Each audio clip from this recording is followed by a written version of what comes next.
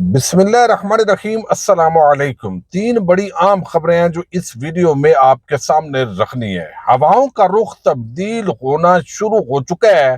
P D M حکومت کی مقتدر حلقوں سے مبینہ طور پر لڑائی شروع ہو گئی ہے۔ معاملہ کیا ہے اس کی تفصیل آپ کے سامنے رکھوں گا۔ سینئر صحافی رؤف کلاسرا صاحب مسلسل صدیق جان پر حملے کر رہے ہیں۔ یہ کیا معاملہ ہے؟ شہباز شریف اچانک لندن میں رک گئے ہیں، یہ بھی ایک بڑی خبر ہے۔ اسی سے ہم ویڈیو کا آغاز کریں گے اور میں امید کروں گا کہ آپ سماعت کرنے کے بعد ہمیشہ کی طرح اپنے قیمتی فیڈ بیک سے ضرور آگاہ کریں گے۔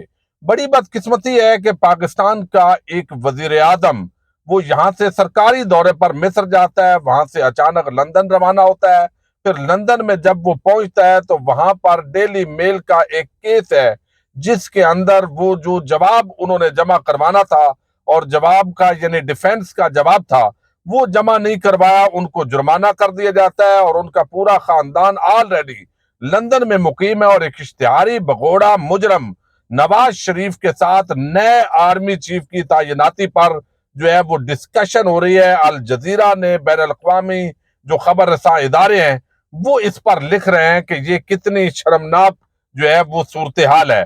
بہرحال شہباز شریف وہاں پر رک گئے ہیں۔ پہلے تو یہ تاثر دیا گیا کہ شہباز شریف کو ہلکا سا بخار ہے، تیز بخار ہے، سخت بیمار ہو گئے ہیں، اس وجہ سے رکے ہوئے ہیں۔ دوسری طرف جو رانا ثناءاللہ ہے وہ بھی ہاسپٹل کے اندر ہیں، ان کو بھی ظاہر ہے کچھ نہ کچھ بیماری ہوگی۔ بہرحال ساتھ اللہ تعالیٰ سے ان کی ہدایت کی بھی دعا مانگیں، جس طرح وہ ایک لیگی بدماش کے طور پر اپنے آپ کو خود متعارف کروا کر بڑا جو ہے اس پر فخر کرتا ہے۔ اب یہاں پر جو ہے وہ ذرائع دعویٰ کر رہے ہیں کہ شہباز شریف جو ہے وہ بخار کی وجہ سے نہیں رکے۔ یہ خبر جو ہے پھیلائی گئی ہے اور شریف خاندان کے اپنے وہاں پر پے رول پر کچھ صحافی ہیں وہ موجود ہیں، لیکن اصل معاملہ جو ہے وہ ڈیلی میل کا جو فیصلہ آیا ہے برطانوی عدالت کا، اس حوالے سے مشاورت کرنا اور کس طریقے سے اب جواب جمع کروانا ہے، کیونکہ آگے جا کر جو شہباز شریف ہیں ان کو اس کیس کے اندر جو ہے وہ ان کا کیس یہ خارج بھی ہوگا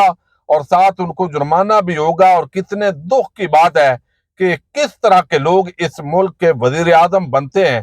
سیلاب زدگان، زلزلہ زدگان کی جو امداد ہے اس کی چوری کا الزام ہے ان پر، اور منی لانڈرنگ کا یہ معاملہ اتنا سادہ نہیں ہے، بلکہ ڈیوڈ روز نے جو ڈیلی میل نے جواب جمع کروایا ہے اس کے اندر ایک ایک بینک ٹرانزیکشن وہ بھی ثبوت کے طور پر جو ہے وہ انہوں نے لگائی ہے۔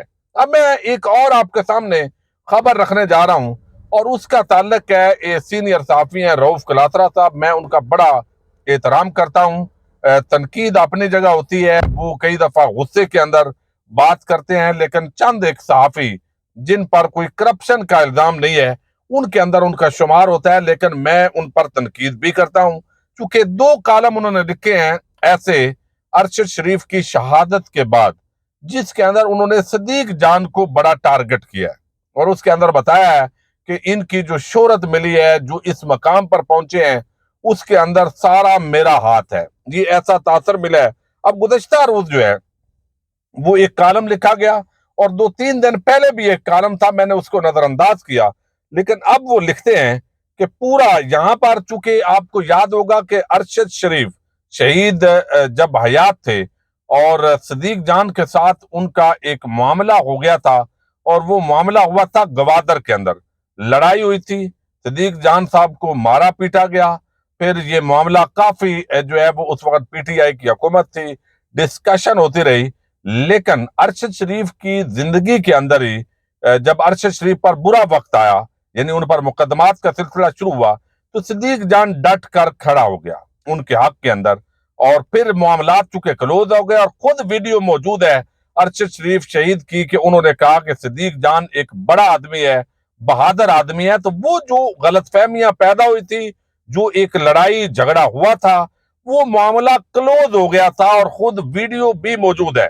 لیکن رؤف کلاسرا صاحب جو ہے انہوں نے ایک کالم بھی لکھا، انہوں نے اس واقعے کا ذکر کیا کہ مجھے ارشد شریف نے یہ کہا، اور اب انہوں نے دوسرا ایک یہ لکھا ہے، اس کے اندر وہ کہتے ہیں کہ اپنے مرحوم دوست ارشد شریف کی باتیں یاد آتی ہیں، جو پچھلا پورا سال مجھ سے آتے جاتے ایک ہی بات پر لڑتا تھا کہ تم نے اپنے علاقے سے 3 سام پال کر اسلام آباد میں رکھے ہوئے ہیں، ان میں سے ایک نے ارشد کو ڈسا بھی۔ میں اسے یہی کہتا تھا کہ سب مفادات کا کھیل ہے، جب یہی سام مجبور ہوتے ہیں تو ان کا رویہ کچھ اور ہوتا ہے، اور جب یہ دودھ پی کر کچھ دانت نکال لیتے ہیں تو پہلا ڈنک ان ہاتھوں پر مارتے ہیں جو انہیں دودھ پلاتے ہیں۔ یہی انسانی نفسیات ہے اور ہم سب لوگ یہی کرتے ہیں۔ تو یہاں پر انہوں نے تاثر دیا کہ ایک تو صدیق جان اور دوسرا جو ہے وہ 2 اور لوگوں کا نام لیا ہے کہ یہ جو ہے ان کو مجھے ارشد شریف یہ گلا کرتے تھے، چونکہ رؤف کلاسرا کی ٹیم کا حصہ رہے صدیق جان، تو اب وہ یہ تاثر دیتے ہیں کہ میں نے ان کو بنایا اور ان کے اندر تو شاید کوئی سکل نہیں تھی، اور اب یہ میرے اوپر تنقید کرتے ہیں۔ حالانکہ میں آپ کو شاید یہ کبھی بات بتائی نہ ہو، جو اس وقت اسلام آباد کے اندر جتنے بھی صدیق جان صاحب کے ارد گرد آپ ان کے دوستوں کا حلقہ دیکھتے ہیں، میں ان میں سے سب سے پرانا صدیق جان کا جاننے والا ہوں۔ یعنی آج سے 12-14 سال پہلے مجھے وہ ایک ایک رات یاد ہے، جس طرح صدیق جان محنت کرتا تھا، کس طرح وہ میڈیا کے اندر آیا۔ اس سے پہلے وہ جو ہے وہ ڈی آئی خان کے اندر رہا، اس سے پہلے وہ مثالی زکریا مظفر گڑھ کے اندر اس نے تعلیم حاصل کی، پھر بکھر کے اندر مقامی جو نیوز اخبارات ہیں یعنی نیوز پیپرز ہیں، وہاں پر وہ خبریں لکھتا تھا، کالم پڑھتا تھا، اس کی ایک سیاسی بصیرت تھی۔ پھر کن کن آرگنائزیشنز کے اندر رہا، میڈیا میں آنے کے بعد فواد چودھری اور پھر رؤف کلاسرا صاحب، عامر متین صاحب اور اس کا جو حلقہ احباب ہے، وہ پوری ایک محنت کی۔ اگر تو رؤف کلاسرا صاحب ایک اچھے آدمی ہیں، لیکن رؤف کلاسرا صاحب اگر تو صدیق جان جو ہے وہ تو پہلی بات تو یہ ہے کہ ایک اپنی وہ محنت کے بل بوتے پر وہ یہاں اس مقام پر پہنچے ہیں۔ آج آپ اپنے کئی اساتذہ سے آگے ہوں گے، آپ کی ظاہر اساتذہ کا احترام تو ہوتا ہے، ہر ایک سے بندہ سیکھتا ہے۔ اور دوسری بات یہ ہے کہ اگر صدیق جان میں اہلیت نہیں تھی اور کلاسرا صاحب جو ہے وہ اگر پالش کرتے ہیں اور سارے لوگ ذہین فتین ہوتے ہیں، تو میں بڑے ادب سے جو ہے وہ چاہوں گا کہ 2-4 اور بندے بھی ایسے آپ دکھا دیں جو صدیق جان کی طرح کے آپ جو ہے وہ پالش کیے ہیں۔ یعنی آپ ظاہر ہے جو بھی آپ کے ساتھ لگتا ہے وہ تو سونا ہو جاتا ہے، تو وہ باقی لوگ جو آپ کی شاگردی کے اندر کئی کئی سال سے ہیں رہے ہیں، وہ اس طرح سونا کیوں نہیں بنے؟ وہ اپنے آپ کو اس طرح آگے کیوں نہیں لا سکے؟ پبلک کے اندر وہ ایکسیپٹنس کیوں نہیں بنا سکے؟ تو میرا خیال ہے ہم نے جب بھی صدیق جان سے رؤف کلاسرا صاحب کا ذکر ہوا ہے، میں خود جو ہے سابق سی سی پی او لاہور عمر شیخ صاحب کی بیٹے کی شادی تھی، وہاں پر ہم انوائٹڈ تھے، وہاں کلاسرا صاحب سے بڑے احترام اور عزت کے ساتھ ملاقات ہوئی۔ میں آج بھی ان کا احترام کرتا ہوں، ایک اچھے صحافی ہیں، لیکن میرا خیال ہے کلاسرا صاحب زیادہ غصہ کرتے ہیں۔ جب تک میں نے کئی مرتبہ کلاسرا صاحب کا ذکر ہوا ہے اور کبھی بھی صدیق جان نے ان کا گلہ نہیں کیا، کبھی ان کا غلط طریقے سے کم از کم ذکر نہیں کیا۔ پتہ نہیں اب ان کے کوئی کان بھرتا ہے، کوئی ان کو غلط انفارمیشن دیتا ہے، اس کا بہرحال ان کو خود چیک کرنا چاہیے۔ یہ مناسب نہیں ہے کہ ایک کالم کے اندر بھی آپ اس طرح ذکر کریں پھر دوسرا کالم لکھیں۔ بہرحال یہ جناب کی مرضی ہے۔ اب ایک اور بڑی ڈیولپمنٹ ہے، اور وہ ہے چونکہ اس وقت پاکستان کی ساری سیاست وہ جو ہے وہ بدقسمتی کے ساتھ ہمارے پاکستان کے جو آرمی چیف ہیں ان کی تعیناتی کے گرد جو ہے وہ گھوم رہی ہے۔ اب کون آرمی چیف ہوگا؟ سینیارٹی کی بنیاد پر جو ہے وہ بھی اگر لگائیں تو وہ سیر شمشاد مرزا ہوں گے، یا لیفٹیننٹ جنرل جو ہے عاصم منیر ہوں گے۔ عاصم منیر کے حوالے سے بہت ساری خبریں آ رہی ہیں، یہ ساری چیزیں تو چل رہی ہیں، لیکن اس کے ساتھ ہی اسٹیبلشمنٹ کے جو حلقے ہیں یہ بڑے عام ذرائع دعویٰ کرتے ہیں، وہ سمجھتے ہیں کہ یہ چیپٹر اب کلوز ہونا چاہیے۔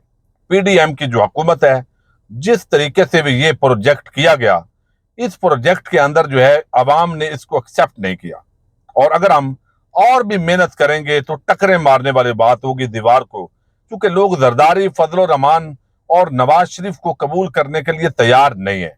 لہذا ہمیں عوام کی طرف جانا ہے، اور اپنے آپ کو اگر نیوٹرل بھی کرنا ہے تو ہمیں اس مقام پر اپنے آپ کو لے کر جانا ہے۔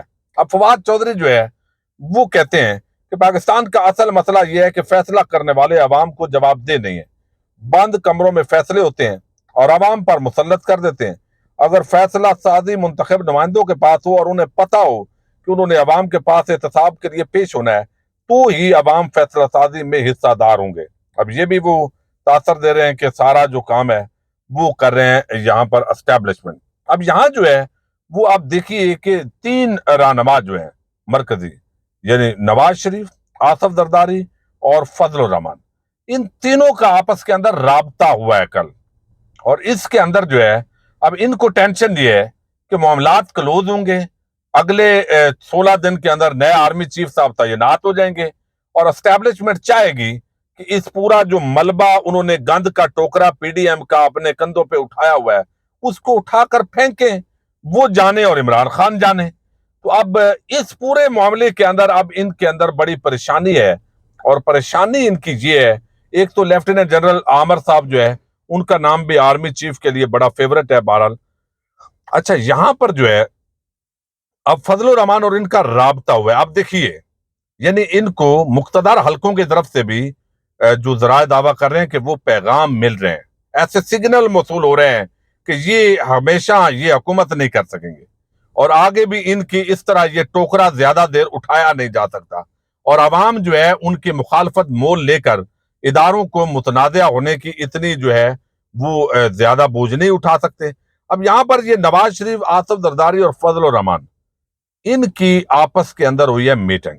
इदारे चाहते हैं अब कि किसी तरह मार्च अप्रैल के अंदर इंतखाबात हो और ये चैप्टर क्लोज हो ताकि खान साहब और ये तमाम जमातें कैंपेन में लग जाएं, एक केयर टेकर सेटअप पर लाया जा सके और ये जो हालात हैं पाकिस्तान के ये इस तरह ना रहे। लेकिन अब ये इलेक्शन में जाने की पोजीशन में नहीं है, परेशान है। तो अब इन्होंने आपस के अंदर गुफ्तगू की और उन्होंने कहा है जी कि बेशक इमरान खान यहाँ पर आए और वो एहतजाज भी करे तो अर्ली इलेक्शन जो है ये हमारा ऑप्शन नहीं होगा।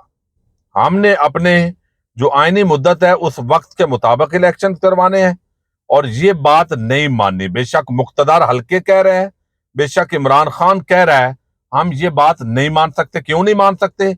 ये बात भी सही है, चूंकि वो इलेक्शन जीतने की पोजीशन में नहीं है। इफ्तिखार अहमद है, ये बड़े आम सहाफी हैं, पीपल्स पार्टी के सहाफी उनको कहा जाता है। तो वो कहते हैं कि अगर मौजूदा सूरत हाल के अंदर इलेक्शन होते हैं तो पीएमएलएन यानी नून लीग को सिर्फ 27 नशिस्तों से कामयाबी मिलेगी, बाकी कुछ पीपल्स पार्टी लेगी, कुछ और जमातें लेकर तो आ जाके 2/3 अक्सरियत इमरान खान ले जाएगा।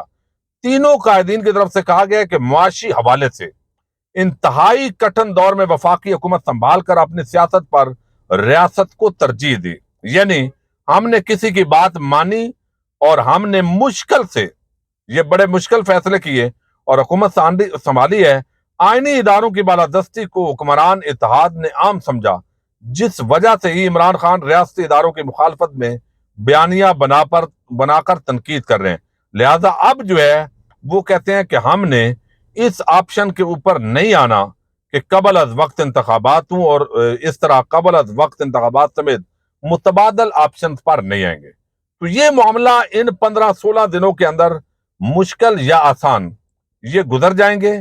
इमरान खान को धमकियां दें, गिरफ्तारियों की जो भी करें, तो मुख्तदार हल्के जो है वो भी अगला जो ये टोकरा है उन्होंने ये फेंकना है। ये इनको सिग्नल मिल रहे हैं, अब ये परेशान है, अब ये चाहेंगे कि किसी तरह ये भी उसी तरह का बयानिया बना लें, वोट को इज्जत दो का, वो अवाम ने कबूल नहीं करना। तो हवाओं का रुख इस्लामाबाद के अंदर तब्दील होना शुरू हो चुका है। ये सिर्फ 2 हफ्तों की यही लड़ाई है जो आर्मी चीफ की अपॉइंटमेंट है और उसके बाद खान के साथ मामलात जो है बेहतर किए जा रहे हैं। और अब भी बेशक बगैर हालात आपको कितने तल्ख नजर आ रहे हैं, लेकिन बैक डोर के अंदर जो है वो राब्ते हो रहे हैं, मामलात हो रहे हैं। असल में मेरे पास खबर है, लेकिन मैं इशारे किनारे के अलावा आपको इससे ज्यादा दे नहीं सकता कि हवा का रुख तब्दील हो रहा है। मुख्तदार हलकों और पीडीएम की आपस की लड़ाई 2 हफ्तों के बाद आप देखेंगे और फिर जो है पाकिस्तान की इंशाअल्लाह फतह होगी। इजाजत दीजिएगा, अल्लाह हाफिज।